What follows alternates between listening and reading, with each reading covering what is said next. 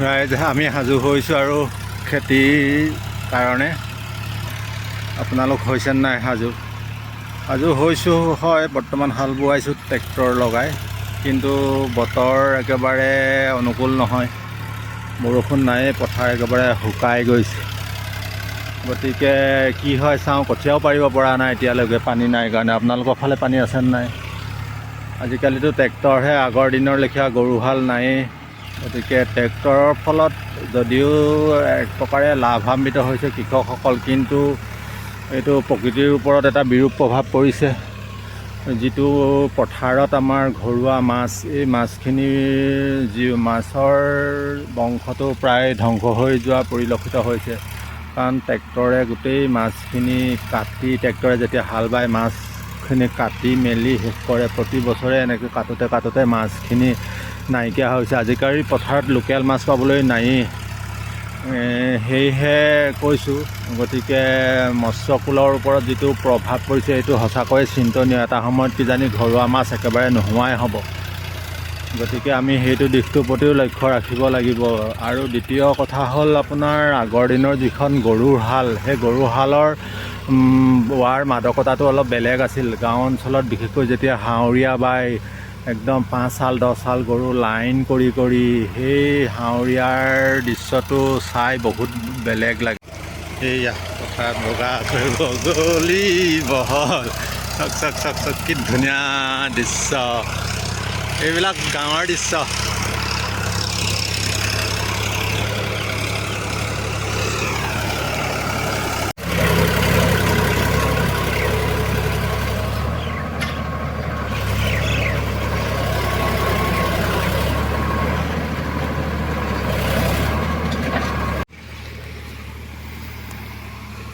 আজিকালি ট্ৰেক্টৰ লৈ খেতি কৰাৰ ফলত আমাৰ কিছুমান ঐতিহ্য বিলুপ্ত পথত অগ্ৰসৰ হোৱা দেখা গৈছে, যেনে গৰুহাল।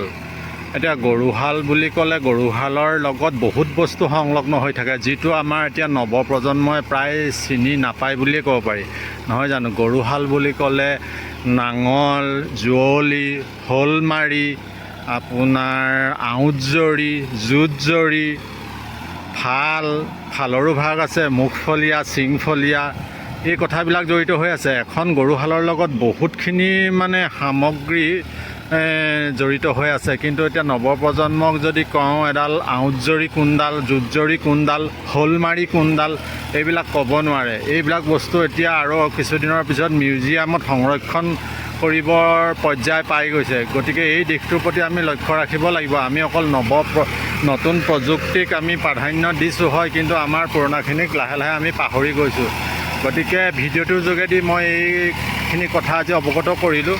আমাৰ উঠি অহা প্ৰজন্মই অন্ততঃ নতুন প্ৰযুক্তি ব্যৱহাৰ কৰিলেও পুৰণাখিনিও যাতে কিছু পৰিমাণে জানে, আৰু এই ক্ষেত্ৰত অভিভাৱকসকল সজাগ সচেতন হ'ব লাগিব। নিজৰ ল'ৰা ছোৱালীখিনিক যাতে এই কথাবিলাক কয়, এহাল গৰুহাল কেনেদৰে হাল বায়, হাল বোৱাৰ লগত যিখিনি সঁজুলি, সেই সঁজুলিখিনিৰ নাম মই যেনেকৈ কৈ গ'লোঁ এতিয়া, সেই সঁজুলিখিনিৰ নামবিলাক কৈ পৰিচয় কৰাই দিলেও অন্ততঃ আমাৰ নিজস্বতাটো আমি হেৰাই নাযাওঁ, আমাৰ শিপাডাল জীয়াই থাকিব। আজি এই খেতিৰ বতৰত মই এইখিনিকেই ক'লোঁ। আকৌ হাল বোৱাৰো আগৰ গৰুৰে হাল বালে কি হয়, প্ৰথমতে মাটিডৰা কহোৱা বুলি কয়, কহাই, তাৰপিছত সমাৰ বায়, কহাওঁতে চিংফলীয়া নাঙল, সমাৰ বাওঁতেও চিংফলীয়া, তাৰপিছত মাটিডৰা মৈ দিয়া বা হিৰলোৱা বুলি কয়। মৈ দিয়াৰ পিছত চতুৰ্থ চাহত বা পঞ্চম চাহতহে ৰুৱে মাটিডৰা। গতিকে এটা কিমান সুন্দৰকৈ খেতিটো কৰা হয়। আজিকালি নাই, মাত্ৰ আপোনাৰ ট্ৰেক্টৰে এবাৰ আহি বাই থৈ গুচি গ'ল, হোৱাই নোহোৱাই, আৰু নেক্সট চাহত আপোনাৰ ৰুই দিছে, হাল বাই দিছে, 4 দিন 5 দিন ৰুৱে। কথাবোৰ তেনেকৈ।